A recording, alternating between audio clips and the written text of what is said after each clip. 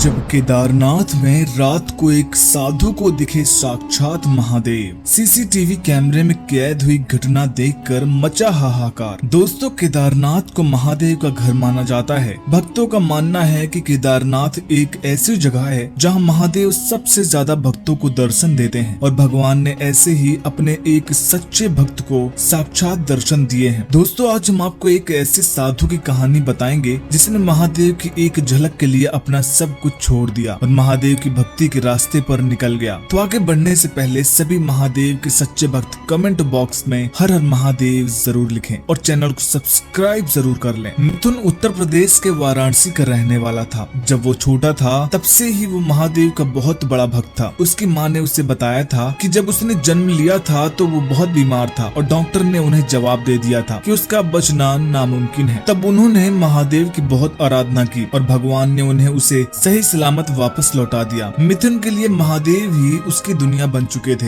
हर दिन मिथुन महादेव के दर्शन करे बिना अपनी सुबह की शुरुआत नहीं करता था। उसे धीरे धीरे ये एहसास होने लगा था कि उसके जीवन का मकसद सिर्फ महादेव की एक झलक को पाना है और महादेव को ढूंढने के मकसद से अपने घर से 19 साल की उम्र में भाग जाता है और घर वाले उसे बहुत ढूंढते हैं पर वो उसे कहीं नहीं मिलता। वो एक महादेव के मंदिर में पहुंचता है। इतनी छोटी उम्र में जब उसे किसी चीज का कोई दिमाग नहीं था। वो मंदिर के पंडित से पूछता है कि उसे महादेव कहाँ मिलेंगे। पंडित उसे बोलते हैं, बेटा तुम कौन हो, कहाँ से आए हो। वो बोलता है कि वो महादेव की खोज में वाराणसी से देहरादून आया है। पंडित बोलता है कि बेटा महादेव को साक्षात देखना इतना सरल नहीं है, उसके लिए कई सालों के तप लगते हैं, तब जाकर महादेव केदारनाथ जैसे पवित्र जगह पर दर्शन देते हैं। मिथुन उससे पूछता है कि तब क्या होता है। पंडित उसे बताता है कि जब एक मानव अपने सारे दुख सुख सुविधा और अन्न जल को त्याग कर सिर्फ महादेव के ख्यालों और आराधना में खो जाए और अपना सारा जीवन मानव कल्याण में बिता दे और एक पवित्र साधु का रूप ले ले, तब महादेव उसकी आराधना और तपस्या को देखकर उस पर प्रसन्न होकर अपना आशीर्वाद बरसाते हैं। मिथुन बोलता है, मुझे महादेव से कुछ नहीं चाहिए पंडित जी, मुझे बस उनके साक्षात दर्शन करने हैं और उन्हें मेरा जीवन लौटाने के लिए धन्यवाद देना है। लड़का महादेव को पाने की राह पर निकल जाता है और वो केदारनाथ की गुफा में करीबन 60 साल तक बिना कुछ खाए पिए तपस्या करता है। एक दिन वो महादेव की आराधना में आधी रात को केदारनाथ मंदिर के बाहर जाकर खड़ा हो जाता है और केदारनाथ मंदिर के बाहर रोने लगता है। अब मिथुन एक साधु बन चुका था। उसने उसका पूरा जीवन महादेव की साधना में बिताया था और आज भी वो भारी बर्फबारी में महादेव के दर्शन पाने के लिए केदारनाथ मंदिर के सामने खड़ा हो जाता है और वो उनसे लड़ता है कि वो बिना उनकी झलक देखे अपने प्राण नहीं त्यागेगा। उसके जीवन का बचपन से ही एक मकसद था कि वो अपने महादेव की झलक पा सके और अगर